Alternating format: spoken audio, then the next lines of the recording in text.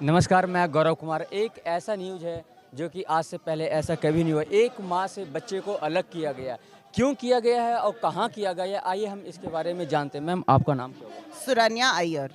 Ma'am, ये जो घटना है क्यों हुआ और कहाँ हुआ, बता सकते हैं आप? ये बच्ची को चोट लग गई थी और पेरेंट्स जब उसको हॉस्पिटल ले गए तो हॉस्पिटल ने इन पे अब्यूज़ का आरोप डाला और फिर इन पे कार्रवाई हुई, सेक्सुअल अब्यूज़ की भी पुलिस कार्रवाई हुई और फरवरी 2002 में बच्ची सितंबर 2021 में ले ली गई थी 7 महीने की उम्र में और फरवरी 2022 में पुलिस केस बिना चार्जेस के बंद किया गया। और जिस हॉस्पिटल ने बच्ची को चाइल्ड सर्विसेज के हवाले किया था उन्होंने रिपोर्ट दिया, rule saying there is no evidence for sexual abuse. फिर भी बच्ची को वापस नहीं दिया गया और चाइल्ड सर्विसेज ने पेरेंटल राइट्स रद्द करने का एप्लीकेशन डाला जो जून इस साल में जर्मन इसलिए इनके माँ बाप यहाँ हैं और इंडियन गवर्नमेंट का सपोर्ट मांग रहे हैं कि बच्ची को इंडिया वापस भेज दिया जाए, भले ही इनके साथ नहीं, लेकिन बच्ची इंडियन है, उसका जर्मनी में कोई नहीं है उसको। अब कितनों दिनों पुराना ही केस है मैम, बता सकते हैं? कितना दिनों हो गया केस किया हुआ और बच्चे से अलग किया हुआ माँ को? ये 2 साल हो गए अब बच्ची अपने परिवार से अलग है। मिलने दिया जा रहा है माँ बाप को? नहीं, अभी तक उनको महीने में 2 बार मिलने की अनुमति दी गई थी, लेकिन वो भी अभी कल ही मीटिंग में उन्होंने सस्पेंड कर दिया है, ये कह के कि हमारे पास लोग नहीं मिल रहे हैं बच्ची को विजिटेशन के लिए लाने और वापस ले जाने के लिए। आपकी केंद्र सरकार से कोई बात हुई है? एस जयशंकर विदेश मंत्री है।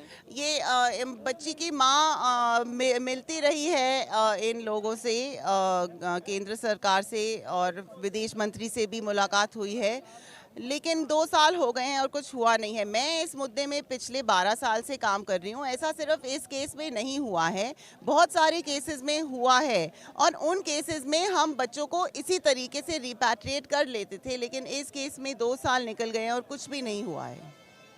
तो क्या उम्मीद है, आपको क्या लग रहा है केंद्र सरकार से कुछ हेल्प मिल पाएगा आपको?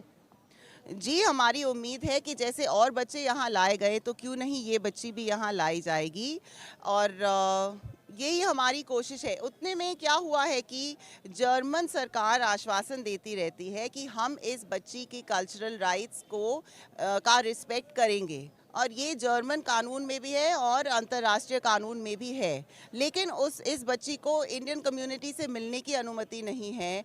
जो उनके रिश्तेदार यहाँ इंडिया में हैं उनसे बातचीत करने की अनुमति नहीं है, उसको कोई भाषा वो सिखा रहे हैं, तो उसका फिर इंडिया के साथ कैसे कोई नाता बनेगा। इसलिए हमारी रिक्वेस्ट है, आपने खुद कहा है कि इसकी नेशनैलिटी और कल्चर प्रिजर्व होनी चाहिए, तो अभी हमारा स्वतंत्रता दिवस आने वाला है, आप उसको परमिशन दीजिए कि जर्मनी में वो इंडियंस के साथ इसको मनाएं।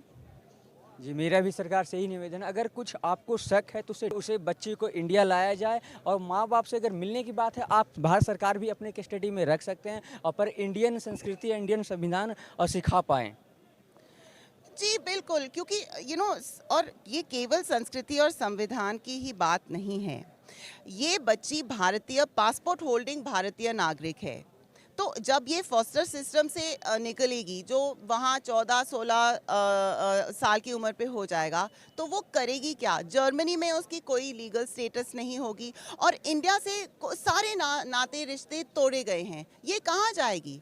इसको ऐसा फ्यूचर इसको हम क्यों दें जब इंडियन गवर्नमेंट खुद उसकी हिफाजत लेने के लिए खड़ी है, क्योंकि अहमदाबाद चाइल्ड वेलफेयर कम्युनिटी ने इस बच्ची के लिए एक फॉस्टर फैमिली ढूंढ रखा है, तो क्यों ना उसे यहाँ वापस भेजा जाए।